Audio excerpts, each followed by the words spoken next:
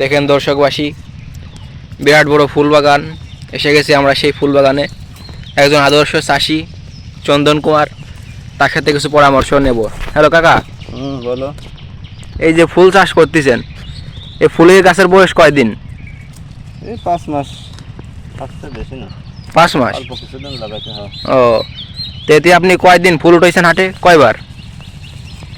এর তো কোনো হিসাব নাই, প্রতিদিনই প্রায় ফুল কাটা লাগে। আর এই যে রোজার মাস আসছে, এই দেখো যে অবস্থা, কীভাবে ফুল ফুটে গেছে। মানে প্রচুর ফুল ফুটেছে তো। বিক্রি নেই, ফুল মোটে বিক্রি নেই, বাজারে নিলি নিচ্ছে না।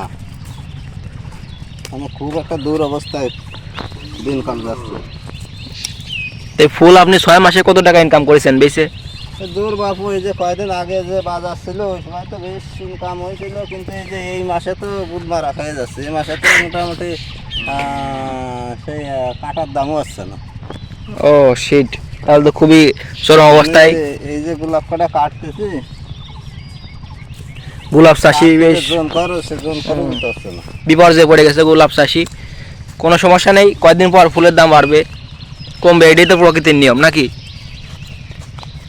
ওই যে একজন বড় চাষা, এইজন, এনার জন্যই মূলত এই গোলাপ ফুল চাষ করা। ইনি এই গোলাপ ফুলের পরেই